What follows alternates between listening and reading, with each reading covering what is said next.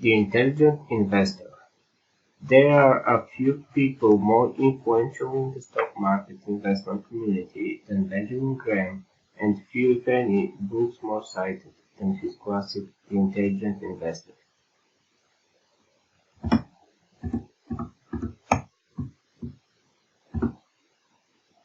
Even if you don't know him, you probably know some of his students. This video will try to distill some of the ideas of the intelligent investor into three very simplified concepts, but it cannot replace the rich and complex nature of the book, so if you're interested in stocks, you should still read it. It's great. The first concept is an important economic one. It's optimization of resources. This is a concept that people use in their everyday life, sometimes without even realizing it. It's the achievement of established goals using the least possible resources. In other words, finding the alternative with the lowest opportunity cost. Both you and I, dear viewer, have very limited resources. It's a natural state of affairs that human desires are unlimited, while natural resources are not. The one resource that I want to focus on now is your money. It's limited, you have a finite quantity of it, and you have to satisfy your previous needs and desires with it. Would you like an Aston Martin Vulcan? Too bad, because even if you can afford it, you probably have things with lower opportunity cost that you should buy first, like food, clothes, some home, etc. They are a lot cheaper and satisfy your needs better. They have higher return. Why is that relevant? Let me explain. Whether you realize it or not, comparing the price of a good and its utility is an essential part of your daily economic life. That's a fundament upon which markets operate. If you're good at it, you can allocate your limited resources better and end up with more for less. The same rule applies for financial markets. Providing you don't think about the stocks you buy as moving tickers, but as actual businesses employing real people, having real assets, and making real profits or losses. So your job as a participant in the market is to optimize your resources or buy the most using the least. But how do you do that? What do you look for? Well, just like in any other market, you compare the price and utility to give you the answer. The price is the current market valuation of a company, and the utility is its earnings or profit. Comparing the two, you get the most important information you need, the price to earnings ratio or PE ratio. P/E ratio tells you how many years it takes for your investment to repay itself, providing the profit stays the same. Now that you know this, you can compare the P/E ratios of different companies and hopefully pick the ones with low P/E or those which give you the most profit for the least amount of money.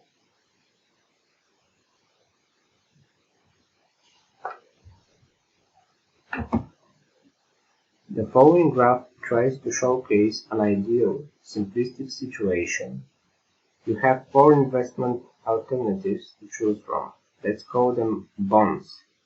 Each one of them generates a cash flow every year that represents 5%, 10, 15, and 20% of their price accordingly. Neither their cash flow nor their price changes throughout the years. So you are free to reinvest the money you get from the cash flow every year into the same purchase, obtaining the same results. The results, as can be seen from the graph, speak for themselves. There are some important differences between this imaginary construct and reality, however. One is that whether you follow Graham's advice for picking dividend-yielding stocks or not, at least a part of the earnings are controlled and hopefully reinvested by the company management, and not by you. Thus, it's important that you trust their judgment.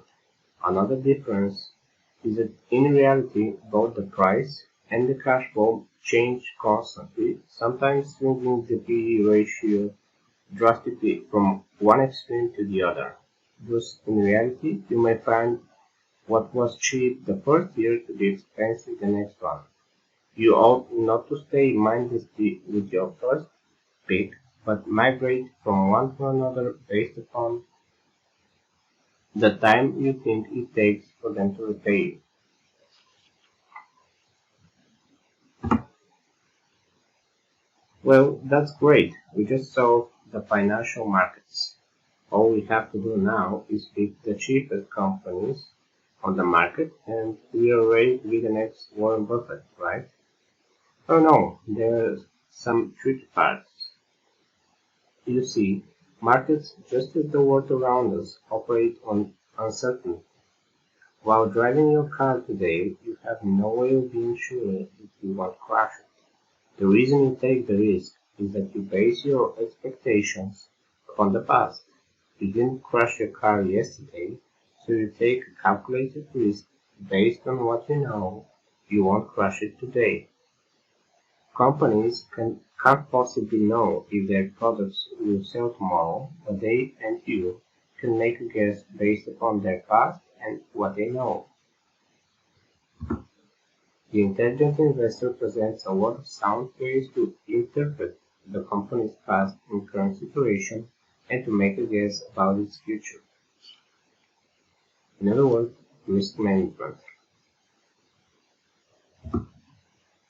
It is only logical that a company loaded with debt is riskier than one without debt, or that a company whose current liabilities are more than its current assets is intrinsically more risky than one for which this isn't the case, or that a company with a history of good earnings is more likely to produce good earnings in the future than one without such history, or that a lower interest coverage means higher risk, or that a company which has historically been able to improve its earnings through sound investments is more likely to improve them in the future. Buying a company for less than its book value, or even less than the cash on its balance sheet, is also likely less risky than the opposite. Risk and expectations are key factors in life and investment, and denying their importance or even existence, as some people do, is utopian thinking. A sound balance between the two concepts, i.e., optimizing your resources by buying cheap stocks while taking into account the performance of the company, the debt it has, the management, etc., to reduce the risk of your purchases is the essence of value investing.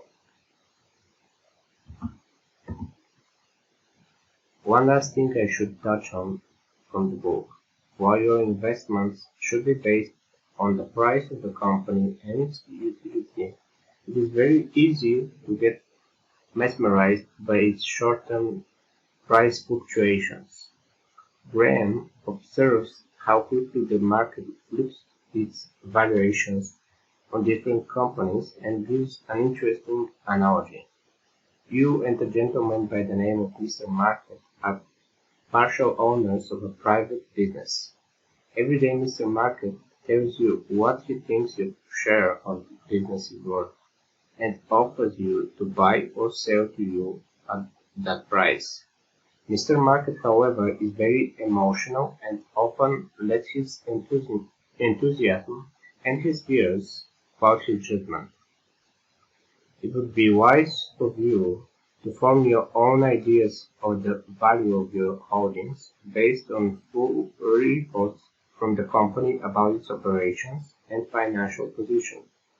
You should only trade if you think that benefits you.